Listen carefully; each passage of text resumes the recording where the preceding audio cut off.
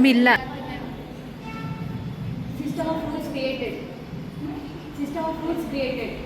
ಸಾಮಾನ್ಯ ಜ್ಞಾನ ಅಂತ ಹೇಳ್ಬೋದು, ರೂಲ್ಸ್ ಅಂಡ್ ರೆಗ್ಯುಲೇಷನ್ಸ್ ಅಂತಾನೆ ಹೇಳ್ಬೋದು. ಇದು ಮುಂತಾದ ವಿಚಾರಗಳ ಗೊತ್ತಾಗ್ತದೆ.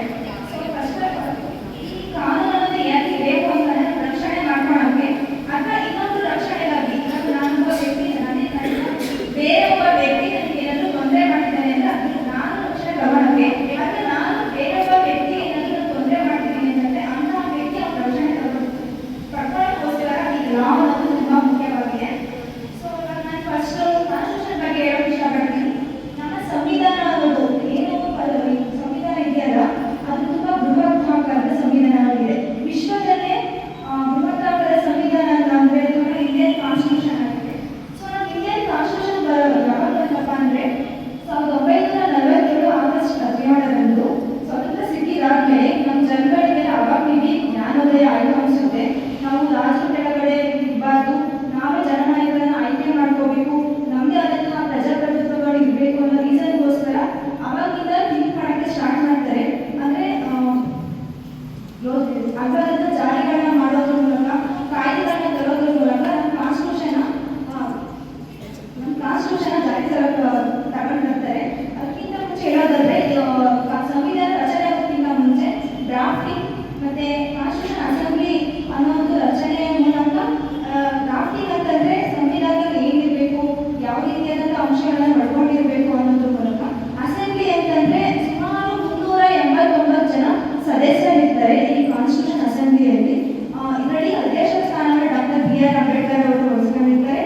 ತದನಂತರ ಸುಮಾರು 6 ಮಂತ್ಸ್ ಈ ಥರ ಆದ್ಮೇಲೆ 89 ಸದಸ್ಯರು ಮಾತ್ರ ಉಳ್ಕೊಳ್ತಾರೆ. 389 ಜನರಲ್ಲಿ 89 ಸದಸ್ಯರು ಮಾತ್ರ ಉಳ್ಕೊಳ್ತಾರೆ. ತದನಂತರ ಡಾಕ್ಟರ್ BR ಅಂಬೇಡ್ಕರ್ ಅವರ ಪಾತ್ರ ತುಂಬಾ ಮುಖ್ಯ ಅಂತ ಹೇಳ್ಬೋದು. ಯಾಕೆ ಅಂತಂದ್ರೆ ಅಮೆರಿಕ, ಸ್ವೀಡನ್ ಹೀಗೆ ಮುಂತಾದ ರಾಷ್ಟ್ರಗಳಿಗೆ ಅವರು ವಿಸಿಟ್ ಕೊಟ್ಟು ಅಲ್ಲಿರುವಂತಹ ಲಾಸ್ಗಳು ಏನಿರ್ಬೋದು, ಅದು ನಮ್ಮ ದೇಶಕ್ಕೆ ಅಳವಡಿಕೆ ಆಗುತ್ತಾ, ಯಾವುದೋ ಕಾನೂನುಗಳು ನಮ್ಮ ದೇಶಕ್ಕೆ ಅಳವಡಿಕೆ ಆಗುತ್ತೆ, ಇದ್ರ ತಗೊಂಡೆ ನಮ್ಮ ದೇಶ ಅಭಿವೃದ್ಧಿ ಆಗುತ್ತೆ ಅಂತ ಕೆಲವೊಂದು ಲಾಸ್ಗಳನ್ನ ಅಳವಡಿಸ್ಕೊಂಡು ಅವರು ಸಂವಿಧಾನದಲ್ಲಿ ಬರೆದಿದ್ದಾರೆ. ನಮ್ಮ ಈ ಒಂದು ಸಂವಿಧಾನದಲ್ಲಿ ಸಂವಿಧಾನವು 24 ನವೆಂಬರ್ 1949ರಂದು ಅಂಗೀಕಾರ ಆಗುತ್ತೆ. ತದನಂತರ 1950 ಜಾನ್ವರಿ 26 ಅನ್ನು ಜಾರಿಗೆ ಬರುತ್ತೆ. ಸೊ ನಮ್ಮ ಕಾನ್ಸ್ಟಿಟ್ಯೂಷನ್ ಇತ್ತೀಚಿನ 2022ರಲ್ಲಿ ಹೇಳ್ಬೇಕಂದ್ರೆ 25 ಪಾರ್ಟ್ಸ್, 12 ಶೆಡ್ಯೂಲ್ಸ್, ದೆನ್ 448 ಆರ್ಟಿಕಲ್ಸ್ ಇದ್ದಾವೆ. ತಿದ್ದುಪಡಿಗಳನ್ನ ಮಾಡೋದ್ರ ಮೂಲಕ ಚೇಂಜಸ್ ಮಾಡಿದ್ದಾರೆ. ನೆಕ್ಸ್ಟ್ ಈ ಕಾನ್ಸ್ಟಿಟ್ಯೂಷನ್ ಅಲ್ಲಿ ಫಸ್ಟ್ ಪ್ರಿಯಾಂಬಲ್ ನೋಡ್ತೀವಿ, ಪ್ರಸ್ತಾವನೆಯನ್ನು ಹೋಗ್ತೀವಿ. ಅದಾದ್ಮೇಲೆ ಫಂಡಮೆಂಟಲ್ ರೈಟ್ಸ್ ನೋಡ್ತೀವಿ, 22 ಆರ್ಟಿಕಲ್ ಇದೆ. ಅದಾದ್ಮೇಲೆ ನಾವು ಫಂಡಮೆಂಟಲ್ ಡ್ಯೂಟೀಸ್ ನೋಡ್ತೀವಿ, DPSP ನೋಡ್ತೀವಿ. ಅದ ಲೆಜಿಸ್ಲೇಟಿವ್, ಎಕ್ಸಿಕ್ಯೂಟಿವ್ ಮತ್ತೆ ಜುಡಿಷಿಯರಿ ಯಾವ ರೀತಿಯಾದಂತಹ ಕರ್ತವ್ಯಗಳನ್ನ ಮಾಡುತ್ತೆ ಅನ್ನೋದನ್ನ ನೋಡ್ತೀವಿ, ನೋಡ್ತಾ ಹೋಗ್ತೀವಿ. ಪ್ರಸ್ತಾವನೆಯಲ್ಲಿ ನಾವು ನೋಡಿದಂಗೆ ಭ್ರಾತೃತ್ವ, ರಾಜಕೀಯ, ಆರ್ಥಿಕತೆ, ಸಾಮಾಜಿಕ ನ್ಯಾಯದ ಬಗ್ಗೆ ಇದೆ. ಈ ಒಂದು ಪ್ರಸ್ತಾವನೆಯಲ್ಲಿ ನಮ್ಮ ಸಂವಿಧಾನದಲ್ಲಿ ಏನನ್ನ ಯಾವ ಒಂದು ಅಂಶ ಒಳಗೊಂಡಿದೆ ಅನ್ನೋದನ್ನ ಪ್ರಸ್ತಾವನೆಯಲ್ಲಿ ನಾವು ನೋಡ್ಕೊಂಡು ಹೋಗ್ತೀವಿ. ತದನಂತರ ನಾವು 12 to 32 ಫಂಡಮೆಂಟಲ್ ರೈಟ್ಸ್ ನೋಡ್ತಾ ಹೋಗ್ತೀವಿ. ಇದು ಯಾವುದೇ ಒಬ್ಬ ಪ್ರತಿಯೊಬ್ಬ ವ್ಯಕ್ತಿಗೂ ಕೂಡ ಫಂಡಮೆಂಟಲ್ ರೈಟ್ಸ್ ದೊರೆಯುತ್ತಾ ಹೋಗುತ್ತೆ. ಯಾವುದೇ ಕ್ಯಾಸ್ಟ್ ಬೇಸ್ಡ್ ಆಗಿರ್ಬೋದು, ರಿಲಿಜಿಯನ್ಸ್ ಆಗಿರ್ಬೋದು, ಟ್ರೈಬಲ್ಸ್ ಡಿಸ್ಕ್ರಿಮಿನೇಷನ್ಸ್ ಮಾಡ್ತಾರೆ. ಎಲ್ಲ ನಮ್ಮ ಭಾರತ ರಾಷ್ಟ್ರದಲ್ಲಿ ಯಾರು ಪ್ರಜೆಗಳಿದ್ದಾರೋ ಅವೆಲ್ಲ ನಾಗರಿಕರಿಗೂ ಕೂಡ ಈ ಒಂದು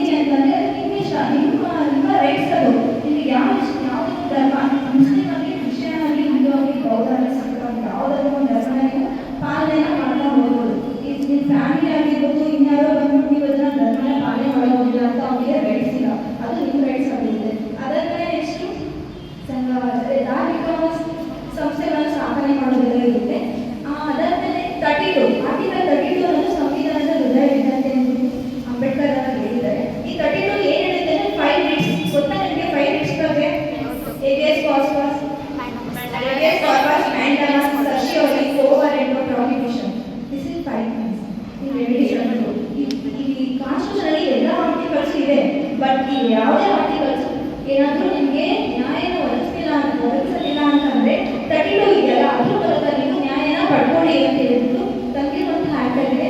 ಅದಾದ್ಮೇಲೆ ರೈಟ್ ಟು ಡ್ಯೂಟೀಸ್, ನಮ್ಮ ರಾಷ್ಟ್ರಕ್ಕೆ ಗೌರವ ಕೊಡಬೇಕು, ಹಿರಿಯರಿಗೆ ಗೌರವ ಕೊಡಬೇಕು, ಪರಿಸರವನ್ನು ಸ್ವಚ್ಛವಾಗಿಟ್ಕೋಬೇಕು, ಇದೆಲ್ಲ ನಮ್ಮ ಕರ್ತವ್ಯಗಳನ್ನ ಹೊಂದ್ತಾ ಹೋಗ್ತಾರೆ. DPSP ಒಂದು ಸ್ಟೇಟ್ ಯಾವ ಥರ ನಮ್ಮ ನಾಗರಿಕರ ನೋಡ್ಕೊಳ್ಳಿ ಅನ್ನೋದ್ರ ಮೂಲಕ ಆ ಸ್ಟೇಟ್ಗೆ ಇದನ್ನ ವಹಿಸ್ಕೊಟ್ಟಿದ್ದಾರೆ. ಅದಾದ್ಮೇಲೆ ಲೆಜಿಸ್ಲೇಟಿವ್, ಎಕ್ಸಿಕ್ಯೂಟಿವ್, ಜುಡಿಷಿಯರಿ. ಲೆಜಿಸ್ಲೇಟಿವ್ ಅಂತಂದ್ರೆ ಪಾರ್ಲಿಮೆಂಟ್, MPs, MLA, PM ಇದೆಲ್ಲ ಬರ್ತಾರಲ್ಲ, ಇಂಥ ಜನಗಳು ಮತ್ತೆ ವಿಧಾನಸಭೆ ಆಗಿರ್ಬೋದು, ವಿಧಾನ ಕ್ಷೇತ್ರ, ಗ್ರಾಮ ಪಂಚಾಯತಿ, ತಾಲೂಕ್ ಪಂಚಾಯತ್, ಜಿಲ್ಲಾ ಪಂಚಾಯತ್, ಈ ಎಲ್ಲ ಅಂಶಗಳ ರಾಜಕೀಯ ಜವಾಬ್ದಾರಿ ಎಕ್ಸಿಕ್ಯೂಟಿವ್ ಅಂತ ಹೇಳ್ತೀವಿ. ಕಾಯ್ದೆನೆಲ್ಲ ಮಾಡ್ತಾರಲ್ಲ ಕಾನೂನುಗಳನ್ನ ಜಾರಿ ಮಾಡೋದೇ ಈ ಲೆಜಿಸ್ಲೇಟಿವ್ ಕಾರ್ಯ ಆಗಿರುತ್ತೆ. ನೆಕ್ಸ್ಟ್ ಎಕ್ಸಿಕ್ಯೂಟಿವ್, ಇವ್ರು ಕಾರ್ಯ ಎಲ್ಲ ಮಾಡಿರ್ತಾರಲ್ಲ ಅದನ್ನ ಕಾರ್ಯರೂಪಕ್ಕೆ ತರುವಂತ ಕಾರ್ಯವನ್ನು ಯಾರು ಮಾಡ್ತಾರೆ ಅಂದ್ರೆ ಎಕ್ಸಿಕ್ಯೂಟಿವ್ಸ್ ಮಾಡ್ತಾರೆ. ಈ ಎಕ್ಸಿಕ್ಯೂಟಿವ್ಸ್ ಅಂತಂದ್ರೆ ಯಾರು ಅಂತಂದ್ರೆ ಗೌರ್ಮೆಂಟ್ ಆಫೀಸರ್ಸ್ ಆಗಿರ್ಬೋದು, UPSC, KPSC ಎಲ್ಲ ಬರ್ಬಿಟ್ಟು IAS, IPS ಆಫೀಸರ್ಸ್ ಆಗಿರ್ಬೋದು, ಅಥವಾ ನಮ್ಮ ಕನ್ನಡದಲ್ಲಿ ಹೇಳಿದ್ರೆ ASO, ACP, ತಹಸೀಲ್ದಾರ್ ಆಗಿರ್ಬೋದು, ಅಥವಾ ಗ್ರಾಮ ಪಂಚಾಯತಿ BDO, BA ಈ ಥರ ಎಲ್ಲ ಬರ್ತಾರಲ್ಲ, ಇಂಥ ಅಧಿಕಾರಿಗಳನ್ನ ನಾವು ಎಕ್ಸಿಕ್ಯೂಟಿವ್ ನೋಡ್ತೀವಿ. Next judiciary. ಈ ಜುಡಿಷಿಯರಿ ಏನ್ ನೋಡ್ತೀವಿ ಅಂತಂದ್ರೆ courts, supreme court, high court, taluk court, district court, ಇನ್ನು ಅನದರ್ ಕೋರ್ಟ್ಗಳಿವೆ. ಅದಾದ್ಮೇಲೆ ನೆಕ್ಸ್ಟ್ ನಾವು ಅಡ್ವೊಕೇಟ್ಸ್ ನೋಡ್ತೀವಿ. ನೆಕ್ಸ್ಟ್ ನಾವು ಜಡ್ಜಸ್ ನೋಡ್ತಾ ಹೋಗ್ತೀವಿ. ನೆಕ್ಸ್ಟ್ ಇದಾದ್ಮೇಲೆ ನೆಕ್ಸ್ಟ್ ಮುಂದೆ ಏನಿರುತ್ತಪ್ಪ ಸಂವಿಧಾನದಲ್ಲಿ ಇವ್ರ ಪವರ್ಸ್ ಅಂಡ್ ಡ್ಯೂಟೀಸ್ ಇರುತ್ತೆ, ಎಲೆಕ್ಷನ್ ಕಮಿಟೀಸ್ ಬಗ್ಗೆ ಇರುತ್ತೆ, ಚುನಾವಣೆಗಳ ಬಗ್ಗೆ. ಅದಾದ್ಮೇಲೆ defence field, army, navy and air force ಇದ್ರ ಬಗ್ಗೆ ತಿಳಿಸ್ಕೊಡ್ತಾ ಹೋಗ್ತಾರೆ. ಈ ತರ ಎಲ್ಲ ಅಂಶಗಳನ್ನ ಒಳಗೊಂಡಿರುವಂತಹ ಒಂದು ಬೃಹತ್ತಾಕಾರದಂತಹ ಇರುವಂತಹ ಒಂದು ಗ್ರಂಥನೆ ಸಂವಿಧಾನ ಅಂತ ಹೇಳ್ಬಿಟ್ಟು ಅಂತ ಕರಿತೀವಿ ನಾವು. ಸುಮಾರು 4,000 ಕಾನೂನುಗಳಿವೆ. ಆ ಕಾನೂನುಗಳಿಗೆಲ್ಲ ಮೂಲ ಕಾನೂನು ಯಾವುದು ಅಂತಂದ್ರೆ ಸಂವಿಧಾನ ಅಂತ ಹೇಳ್ಬೋದು. ಸಂವಿಧಾನಕ್ಕೂ ನಮ್ಮ ಮಹಿಳೆಯರಿಗೆ ಏನು ಸಂಬಂಧ ಇದೆ ಅಂತಂದ್ರೆ ಸಂವಿಧಾನ ಇರೋದ್ರಿಂದಲೇ ನಾವು ಇವತ್ತಿಗೆ ಬಂದ್ಕೊಂಡಿದ್ದೀವಿ. ನಾವು ನಾಮಕೂಲ ಮಾತಾಡ್ತೀವಿ, ಪ್ರಶ್ನೆ ಮಾಡ್ತೀವಿ ಅಂತಂದ್ರೆ ಕಾನ್ಸ್ಟಿಟ್ಯೂಷನ್ ಇಂದಲೇ ಅಂತ ಹೇಳ್ಬೋದು. ಆರ್ಟಿಕಲ್ 12 to 32 ರೈಟ್ಸ್ ಕೊಟ್ಟಿದ್ದಾರೆ. ಪಾರ್ಟಿ ಈಕ್ವಾಲಿಟಿ ಎಲ್ಲ ಡಿಸ್ಕ್ರಿಮಿನೇಷನ್ಸ್ ಮಾಡುವ ಅಂತ ಹೇಳ್ತಾ ಹೋಗ್ತೀವಿ. ಅದಾದ್ಮೇಲೆ ಎಕ್ಸಿಕ್ಯೂಟಿವ್, ಜುಡಿಷಿಯರಿ, ಲೆಜಿಸ್ಲೇಟಿವ್ ಮಾಡಿದ್ರೆ ರಾಷ್ಟ್ರಪತಿ ದ್ರೌಪದಿ ಮುರ್ಮು ನಮ್ಮಂತೆ ಮಹಿಳೆಯೇ ಅಲ್ವಾ. ಅದಾದ್ಮೇಲೆ IAS ಆಫೀಸರ್ ನಮ್ಮ ಇರ್ತಾರೆ. ಇನ್ನು MP, MLA, CM ಎಲ್ಲ ಒಂದು ಜಡ್ಜಸ್ ಇರ್ಬೋದು, ಅಡ್ವೊಕೇಟ್ಸ್ ಇರ್ತಾರೆ, ವುಮೆನ್ಸ್ ಇರ್ತಾರೆ. ಇನ್ನು ಎಲ್ಲ ಸ್ಥಳಗಳಲ್ಲಿ ಇರುವಂತಹ ಮಹಿಳೆಯರಿದ್ದಾರೆ ಇರ್ತಾರೆ. ಕಾನ್ಸ್ಟಿಟ್ಯೂಷನ್ ಸಂವಿಧಾನ ಮಾಡ್ತೀವಿ. ನೆಕ್ಸ್ಟ್ ನಿಮಗೆ ಕೆಲವೊಂದು ಮಹಿಳೆಯರಿಗಿಂತ ರೈಟ್ಸ್ಗಳಿದೆ. ಡೊಮೆಸ್ಟಿಕ್ ವೈಲೆನ್ಸ್ ಆಕ್ಟ್ ಆಗಿರ್ಬೋದು, ಡೌರಿ, ಕಾಂಟ್ರಿಬ್ಯೂಷನ್, ಪೋಸ್ಟ್ ಆಕ್ಟ್ ಆಗಿರ್ಬೋದು, ಪೋಸ್ಕೋ ಆಕ್ಟ್ ಆಗಿರ್ಬೋದು, ಈಕ್ವಲ್ ಜಾಬ್ ಬಗ್ಗೆ ಇರುತ್ತೆ. ನೆಕ್ಸ್ಟ್ ವುಮೆನ್ ಹರಾಸ್ಮೆಂಟ್ ಬಗ್ಗೆ ಇರುತ್ತೆ. ಸೊ ಡೊಮೆಸ್ಟಿಕ್ ವೈಲೆನ್ಸ್ ಅಂದ್ರೆ ವುಮನ್ ಹಿಂಸೆ, ನಿಮ್ಮ ಮನೆಯಲ್ಲಿ ನಿಮಗೆ ಹಿಂಸೆನ ಗೊತ್ತಿದ್ರು ಅಂದ್ರೆ ಡೊಮೆಸ್ಟಿಕ್ ವೈಲೆನ್ಸ್ ಆಕ್ಟ್ ಪ್ರಕಾರ ಕೇಸ್ಗಳನ್ನ ಹಾಕೋದು ಮತ್ತೆ ಪರಿಹಾರ ಕೂಡ ಮಾಡ್ಬೋದು. ನೆಕ್ಸ್ಟ್ ಡೌರಿ, ಕಾಂಟ್ರಿಬ್ಯೂಷನ್ ಮದುವೆ ಡೌರಿ ವರದಕ್ಷಿಣೆ ಕೇಳ್ತಾರಲ್ಲ. Next post act. Post act difference ಏನು ಅಂತಂದ್ರೆ ಪೋಸ್ಟ್ ಆಕ್ಟ್ ಅಂತಂದ್ರೆ ಇದು 18 ಇಯರ್ಸ್ ಒಳಗಡೆ ಇರುವಂತಹ ಮಕ್ಕಳಿಗೆ ಅನ್ಯಾಯ ಆಗುತ್ತದೆ.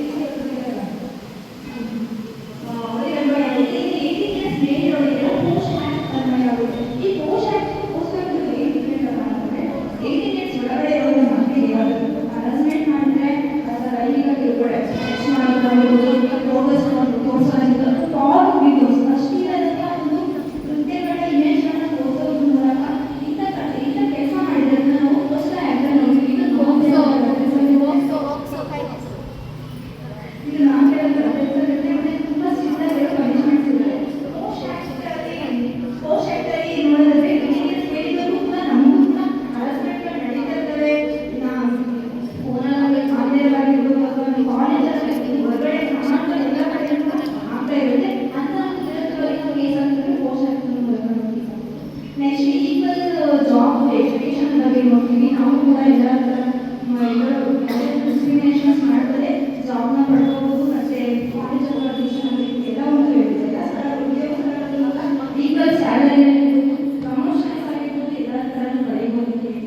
ನೆಕ್ಸ್ಟ್ ವುಮೆನ್ ಹೇಳಿದ್ರೆ ಪೋಸ್ಟಲ್ಲಿ ತೋರಿಸ್ಕೊಳ್ತಾರೆ ನೋಡ್ತೀವಿ. ಅದಾದ್ಮೇಲೆ ಈ ಒಂದು ಪೋಸ್ಟ್ ಕೋರ್ಸ್ಗೂ ಆಗಿದೆಯಲ್ಲ ಆ ಆ್ಯಕ್ಟ್ ಇದೆಯಲ್ಲ ಅದರಲ್ಲಿ BS ಒಳಗೊಂಡಂತೆ ಪನಿಷ್ಮೆಂಟ್ಸ್ಗಳನ್ನ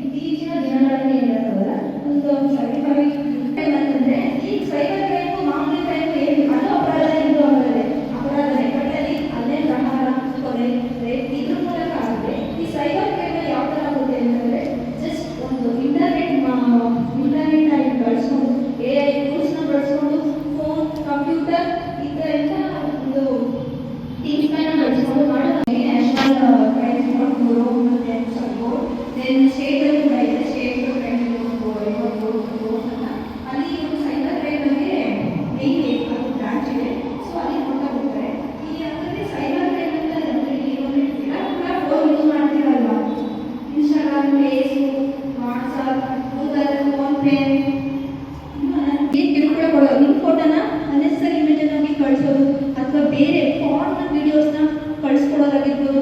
ಅದು ಬಿಟ್ಟರೆ ನಿಮ್ಮ ಮೆಸೇಜ್ ಮಾಡೋದು, ಬೇರೆ ಬೇರೆ ರೀತಿಯಾದಂಥ ಕೆಟ್ಟ ಕೆಟ್ಟ ಭಾಷೆಗಳಲ್ಲಿ ಉಪಯೋಗಿಸೋದು, ಇಂಥದ್ದೆಲ್ಲ ಮಾಡಿದರೆ ನಾವು ಸೈಬರ್ ಸ್ಟಾಕಿಂಗ್ ಅಂತ ಹೇಳ್ತೀವಿ.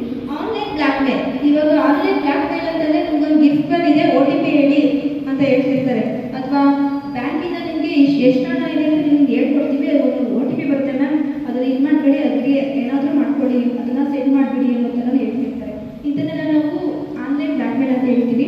ನೆಕ್ಸ್ಟು ಇನ್ನೊಂದು ಅರ್ಥದಲ್ಲಿ ಹೇಳ್ಬೋದು ಅಂದರೆ, ನೀವು ವೀಡಿಯೋಸ್ನ ನಾನು ಈ ಥರ ಇವತ್ತು ನಾಳೆ ಬೆಳಗ್ಗೆ ನಿಮ್ಮ ವೀಡಿಯೋಸ್ನ ಈ ಥರ ಬರಸ್ ಮಾಡೋ ಥರ ಹಾಕ್ತೀನಿ.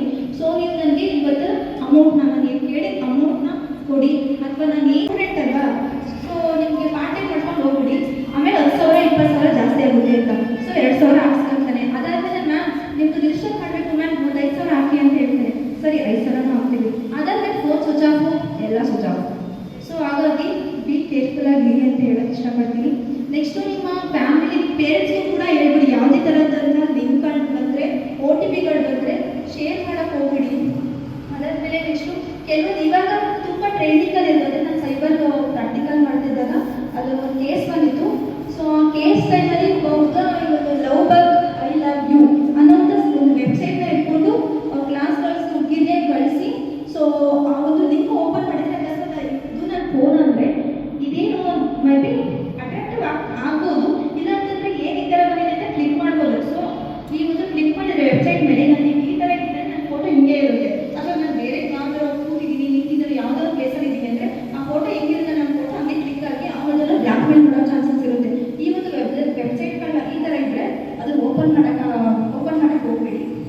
ಅದಾದಮೇಲೆ next online apps scam, WhatsApp, Instagram, Telegram, Snapchat, Facebook, Google pay ಎಲ್ಲ ಸ್ಕ್ಯಾನರ್ ಎಲ್ಲ ಯೂಸ್ ಮಾಡ್ತೀವಲ್ಲ, ಅದು ಲಿಮಿಟಾಗಿರಲಿ. ಮತ್ತು ಚಾಟ್ GPT ಮತ್ತು ಜೆಮಿನಿ ಫೋಟೋ ಹಾಕ್ಬಿಟ್ಟು, ಜೆಮಿನಿ ನನ್ನ ಫೋಟೋನ ಈ ಥರ ಮಾಡು, ಹಿಂದೆ ಫ್ಲವರ್ ಏನೋ ಮಾಡು, ನಾನು ದುಬೈಯೋ ಡೆಲ್ಲಿಲೋ ಇರೋ ಥರ ಮಾಡೋವೆಲ್ಲ ಮಾಡ್ತೀವಲ್ಲ.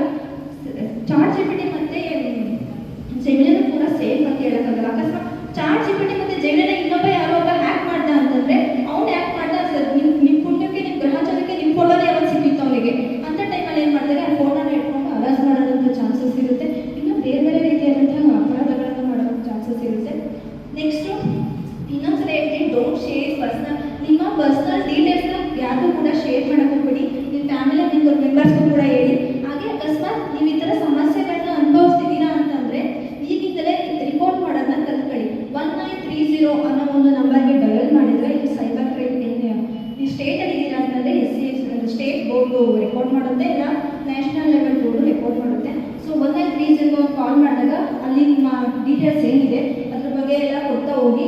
ನೆಕ್ಸ್ಟು ಇನ್ನೊಂದು ಸ್ಟೆಪ್, ಈ ಥರ ಯಾರಾದರೂ ಮಾಡ್ತಿದ್ದಾರೆ ಇನ್ಸ್ಟಾಗ್ರಾಮಲ್ಲಿ, ವಾಟ್ಸಪ್ಪಲ್ಲಿ ಅಥವಾ ಯಾವುದೇ ಒಂದು ಥರದಂಥ ಇಮೇಜ್ಗಳನ್ನ ಕ್ರಿಯೇಟ್ ಮಾಡಿದ್ದಾರೆ, ಬೇರೆ ಥರ ಮಾಡಿದ್ದಾರೆ ಅಂತಂದರೆ ಅದನ್ನು ನೀವು ಜಸ್ಟ್ ಸ್ಕ್ರೀನ್ಶಾಟ್ ಹೊಡ್ಕೊಳ್ಳಿ, ಟೈಮಿಂಗ್ಸ್ ಹೊಡ್ಕೊಳ್ಳಿ, ಮತ್ತು ಇನ್ಸ್ಟಾಗ್ರಾಮಲ್ಲಿ ಅನ್ಇನ್ಸ್ಟಾಲ್ ಮಾಡೋಕ್ಕೆ ಹೋಗ್ಬೇಡಿ. ನೀವು ಆ ಅಕೌಂಟೇ ಇರಲಿ, ಯಾಕಂದರೆ ಅದು ಪೊಲೀಸ್ನವರಿಗೆ ಕಂಡುಹಿಡಿಯೋಕ್ಕೆ ತುಂಬ ಹೆಲ್ಪ್ಫುಲ್ ಆಗಿರುವಂಥ ಎವಿಡೆನ್ಸ್ ಆಗಿರುತ್ತೆ. ಸೊ ಹಾಗಾಗಿ ಅದನ್ನು ಅನ್ಇನ್ಸ್ಟಾಲ್ ಮಾಡೋಕ್ಕೆ ಹೋಗಬೇಡಿ, ಜಸ್ಟ್ ಸ್ಕ್ರೀನ್ಶಾಟ್ ಎಲ್ಲ ತೆಗೆದುಬಿಟ್ಟು ಇಟ್ಕೊಂಡಿರಿ. ಅದಾದಮೇಲೆ ನೆಕ್ಸ್ಟು ಅದೇ ಸೈಬರ್ ಪೋರ್ಟಲ್ನಲ್ಲಿ ನಿಮ್ಮ ನೇಮ್ ಮತ್ತು ಅಡ್ರೆಸ್ನೆಲ್ಲ ಹಾಕಿ ನಿಮ್ಮ ಏನು ಕೇಸ್ ಇದೆ ಅದನ್ನು ಇನ್ಕ್ಲೂಡ್ ಮಾಡ್ತಾ ಹೋಗಿ. ನೆಕ್ಸ್ಟ್ ಇನ್ನೊಂದು ಹೇಳ್ತೀನಿ, ತುಂಬ ಯಾರು ಪಾರ್ನ್ ವೀಡಿಯೋಸ್ನ ನೋಡೋದನ್ನ ಗೊತ್ತಿಲ್ಲ, ಬಟ್ ನಾನು ಸೈಬರ್ ಕ್ರೈಮಿಂದ ಅದನ್ನು ತಿಳ್ಕೊಂಡಿದ್ದೀನಿ, ಅದು ನಿಮಗೆ ಹೇಳೋಕ್ಕೆ ಇಷ್ಟಪಡ್ತೀನಿ. ಯಾರು ಕೂಡ ಪಾರ್ನ್ ವೀಡಿಯೋಸ್ನ 18 ಇಯರ್ಸ್ ಒಳಗಡೆ ಇರೋರು ಅಥವಾ 18 ಇಯರ್ಸ್ ಮೇಲಿರೋರು ಕೂಡ ಯಾರು ನೋಡೋಕ್ಕೆ ಹೋಗ್ಬೇಡಿ ಪಾರ್ನ್ ವೀಡಿಯೋಸ್ನ. ಸೊ ನಾವು ಇಂಡಿಯಾದಲ್ಲಿ ಹೈ ರೇಟೆಡ್ದಲ್ಲಿ ಪಾರ್ನ್ ವೀಡಿಯೋಸ್ನ ನೋಡ್ತಿರೋದಂದರೆ ಗರ್ಲ್ಸ್ ಮತ್ತು ಬಾಯ್ಸ್ ಮತ್ತು ಚಿಕ್ಕ ಮಕ್ಕಳು ಇದ್ದಾರೆ, ಅದರಲ್ಲಿ ಗರ್ಲ್ಸೇ ಕೂಡ ಜಾಸ್ತಿ ಇದ್ದಾರೆ ಅಂತ ಹೇಳ್ತಿದ್ದಾರೆ. ಬಟ್ ಈ ಇಯರ್ ಲೆಕ್ಕ ಹಾಕಿಲ್ಲ, ಈ ಇಯರ್ ಬಂದಮೇಲೆ ಯಾರು ಜಾಸ್ತಿ ನೋಡ್ತಾರೆ ಅನ್ನೋದು ಗೊತ್ತಾಗುತ್ತೆ. ಸೊ ಆ ವೀಡಿಯೋಸ್ನ ನಾನು ನೋಡಿದ್ದೀನಿ, ಇವಾಗ ನೋಡ್ಬಿಟ್ಟಿದ್ದೀನಿ. ಅಯ್ಯೋ ನಾನು ಡಿಲೀಟ್ ಮಾಡಿದೆ ಅಂತಂದರೆ ಅದನ್ನು ಡಿಲೀಟ್ ಆಗಿರಲ್ಲ, ನಿಮ್ಮ ಫೋನಲ್ಲಿ ಮಾತ್ರ ಡಿಲೀಟ್ ಆಗಿರುತ್ತೆ ಅಷ್ಟೇ. ಆ ಒಂದು ಏನು ಯೂಸ್ ನೋಡಿದ್ದೀರಲ್ಲ ನೀವು, ಯಾವುದೋ ಲಿಂಕ್ ಆಗಿರ್ಬೋದು ಅಥವಾ ಯೂಟ್ಯೂಬರ್ ಅವನ ಹತ್ರ ಸೇವ್ ಆಗಿರುತ್ತೆ ನೀವು ನೋಡಿರೋ ಪಾರ್ನ್ ವೀಡಿಯೋಸ್. ಇವತ್ತು ಇನ್ಸ್ಟಾಗ್ರಾಮಲ್ಲಿ ಅಷ್ಟೇ ಫೇಕ್ ಮೆಸೇಜ್ ಅಥವಾ ನೀವಾದ್ರೂ ಆಯಿತು ಇನ್ನೊಬ್ಬ